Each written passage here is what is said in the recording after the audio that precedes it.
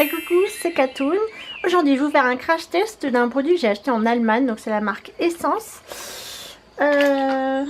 Alors, Essence, c'est de la collection Life is a Festival. C'est un lip top coat. Donc, voici. Et donc, ce produit top coat mat velouté pour les lèvres, appliqué sur le rouge à lèvres par un effet mat velouté. Donc je l'ai acheté ça en Allemagne, donc ça date de avril. Je suis pas sûre que ce produit soit encore commercialisé, mais je voulais tester pour voir si ça marchait réellement. L'idée est pas mal. Je l'ai pas ouvert, je sais pas à quoi ça ressemble. En tout cas, j'aime beaucoup le packaging qui est bon, le blanc, qui est plutôt basique, mais très joli avec des petits motifs ethniques là, on va dire, là également. Et franchement, ça donne envie. Essence, vous faites des packaging de dingue. J'ai d'autres produits de cette collection. Mais aujourd'hui on va parler que de celui-ci. Et franchement, s'il existe d'autres marques qui fassent ce produit là, bah c'est top. Parce que c'est vrai qu'on n'a pas toujours, on veut pas tous investir dans des produits mat. Des personnes ont des produits de rouge à lèvres crémeux, enfin de style tout à fait normal. Et c'est vrai que si on a envie de changer un peu de couleur, changer un peu de texture, ça pourrait être génial. Donc là, je vais tester avec celui-là que je porte actuellement. Donc c'est un Lidl, la marque Sienne, et c'est le Berry Passion numéro 12. Donc je crois que je l'ai payé 1,99 € chez Lidl. Je vous mets ici l'article qui vous envoie directement à ce rouge à lèvres, parce que j'en ai parlé sur le blog. Le petit problème, c'est que vous voyez, ça rentre dans les rituels. Donc on dirait une mamie qui a appliqué son rouge à lèvres. Super, génial. Hop. Il va falloir que je fasse une retouche. Pas très joli. Bref, alors nous filmons dehors parce que c'est agréable, il fait beau. Donc, je vais découvrir ça avec vous. Donc, vous voyez, c'est un truc comme ceci. Donc, alors, ils disent qu'il faut l'appliquer sur le rouge à lèvres. Donc, rouge à lèvres appliqué. Et, ah ben, ça sort transparent. Il n'y a pas d'odeur particulière. Hop.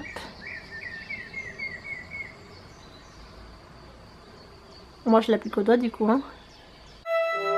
C'est pas du tout la quantité qu'il faut mettre. En tout cas, ça a légèrement épaissi mon rouge à lèvres, je le sens. Là pour le moment, il n'y a pas d'effet mat, hein, j'ai envie de vous dire. Toujours effet brillant.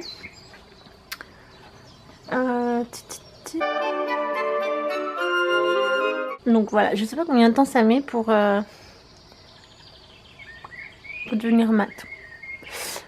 Je sais pas si c'est un produit flop ou un produit top finalement, parce que là comme ça, moi je vois rien du tout. Hein.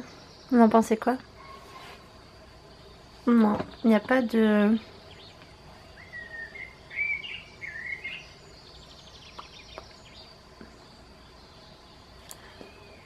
Ah si, peut-être je commence à sentir que ça tire légèrement. Je vous reprends plus tard pour voir l'effet que ça donne, parce que là pour le moment il se passe pas trop grand chose. Super. Donc là il est 9h50. Je vais revenir vers 10h15. 10h15, oui, ça va être pas mal. A tout de suite pour vous, à tout à l'heure pour moi. Bon, alors me revoilà après, il est 10h02. À vrai dire, je trouve que tu sens la matière quand même sur ta bouche. Hein. Je vois qu'il y a un peu d'effet velours, mais c'est pas non plus exceptionnel. Quand vous savez... Quand vous connaissez la matière, en fait, sur d'autres produits, des rouges à lèvres qui sont naturellement en velours, celui-ci c'est plutôt bof bof. Je vois pas la différence entre mon rouge à lèvres du départ et mon rouge à lèvres de maintenant.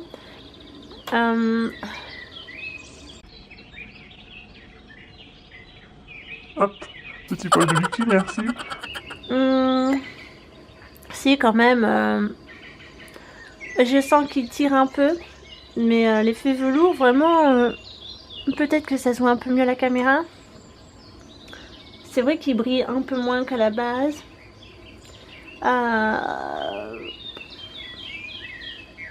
C'est pas très régulier. Et je sais pas, pour le moment je suis pas convaincue. Pour moi c'est un flop malheureusement. Ce petit produit est un flop. Enfin, peut-être qu'il fait un effet velours, mais là on le voit pas vraiment. C'est peut-être un rouge à lèvres trop crémeux pour le coup, je sais pas du tout. Mais heureusement que ce truc coûtait moins de 3 €, parce que si j'aurais payé ça une vingtaine d'euros, vive le gâchis quoi. Donc